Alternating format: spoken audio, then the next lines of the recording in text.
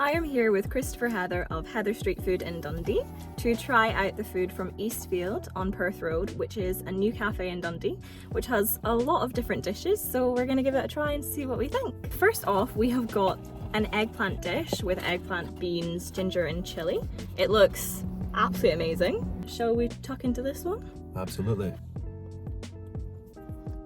That's delicious. I get the feeling it might be wild garlic in the pesto on top. Yeah. Did you get some eggplant as well? I didn't get an eggplant in that bite because I feel like I don't know how to cut that eggplant and it's quite a big chunk, but I'll let you go. Oh, flavours are so good. Yeah. Such a rich flavour. It's really nice. There's 2 spoons, 2 forks. No knife. No It's knife. fine. We can do There's it. a sharp branch. I'm going for it. It's probably going to go everywhere. It looks a bit like a banana, like a banana skin, but it is not. It's eggplant. There we go. That is delicious. Yeah? Yeah. Really well cooked. Heaps It of looks flavour. great. Here goes the eggplant. Are you Like- vegetarian? No. No. See, I'm not, and I'm one of those people that sometimes thinks if there's not meat in your dish, sometimes you feel there's something missing or I'm you still feel definitely hungry. felt like that sometimes, yeah. But that's great. No, it's huge. It's a substantial portion with all those beans and the huge chunks of eggplant as well. And because they're so well cooked, it's not like, oh, a mushy bit of eggplant in the middle. It's That's got, a star. Yeah, Yeah, my God, the flavours are it's unbelievable. delicious. That's definitely wild garlic in there. Do you think you foraged it? Yeah, Yeah. You're quite into foraging, aren't you? love foraging. Remember when all the council workers stopped cutting the grass and stuff and all the grass got really long? Yeah. And there was loads of different things growing. And I started seeing different plants that you can eat growing around the house. Oh, brilliant. I found a forager called Graham Okay. from White House Foraging. And we had like a Zoom call. Remember Zoom calls in lockdown? When you And can he actually kind of see taught me it. how to forage and told me what was in season. So when my wife and me first set up the business, we were foraging different botanicals for like gin and tonics. Wow. Would you not like the idea if the world ends that you kind of know what you can eat? Absolutely. I Locally? think about Yeah. that, the world ending a lot. What would you give it out of 5? That'd be a solid 5.2. 5.2 over 5.2 5. out of 5. Wow. It is delicious. I'm going to go 5 out of 5 as well. And neither of us have ever had rarebit. So, No, this is our first. rarebit. It's also come with 2 pickles. 2 pickles, 1 each. Yeah, You which go, is... do you want the big one or the small one? I'll go for the small pickle. It's just going to be a That's pickle. a solid pickle. Yeah. Foraged. I usually just have pickle on a burger. That Sourdough. does look good. That Now, looks- rarebit's not the prettiest, we've come to realise. Let's see how it tastes. Pickle is great. What do you think? Oh, Is it good? nice and strong. What is it? Kind of like mustardy flavors going on, or? Yeah, it looks delicious. That's great. Nice thick layer. I'm putting a pickle on there. And the crust of the bread. Really good sourdough. I don't think I could eat the whole thing because it is quite strong flavors, but Yeah, the half is lovely and delicious. I would have this again as well. me too. First rarebit is a success. Yeah, What would you give this out of 5, Chris? probably a 5 out of 5. 5 out of 5 as well. It's delicious. It is delicious. I'm gonna go 4.5 out of 5 just because it's so dense and the flavors are so strong that I don't think I could eat the full portion. Are you up for talking a wee bit about how Heather Street Food came to be? So Heather Street Food, I was one of those people that worked in hospitality when I was younger. Bars, restaurants.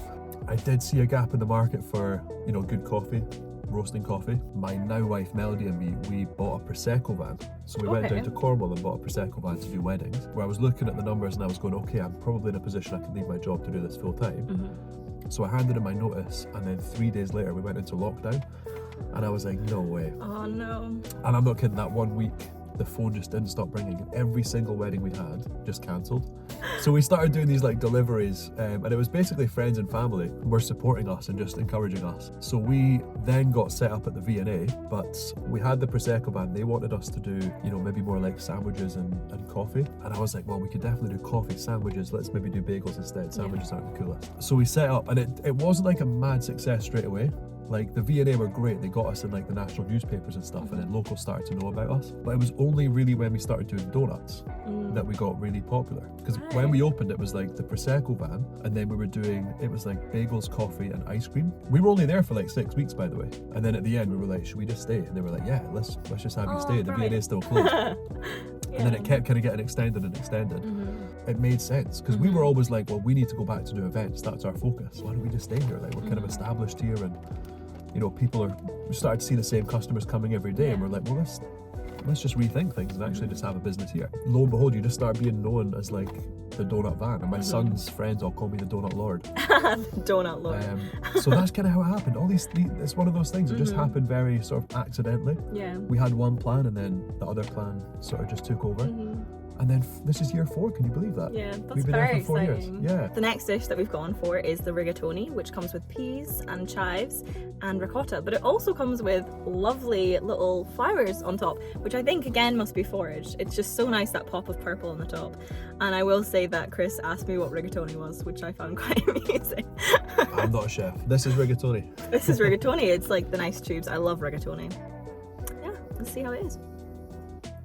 And a great use of peas, because peas so often are just like, obviously side to fish and chips, or just served, you know, just on their own. Nothing's really done to them, but they're really nice in a pasta. Did you get some of that lovely creme fraiche on top as well? No, I didn't. Ricotta. Yeah, it looks so good. Toot the horn for that one. Yeah, I could definitely scoff all of that. Summer. Yeah, Hot day. You've got peas. You've got flowers. Pasta's perfect for summer. The ricotta as well. Not too heavy. Absolutely. This after the rare bit is kind of the perfect balance, isn't it? Definitely. Yeah. This with a wee Aperol spritz. Oh god. Oh my god. Want an Aperol Sitting on a spritz. terrace. Yes. Oh my god. Lake Garda. Delicious. That's my favourite, I think. Yeah. Not many people making their own pasta No. in this day and age. Makes such a difference, I think. What are you going to give it out of 5? It's got to be a 5 out of 5. I knew you were going to say I think it's worth it. It's delicious. 5 out of 5 for that as well. And we got a cold brew as well. This is a Ugandan single origin From Glenline. from Glenline Coffee Roasters in Aberfeldy.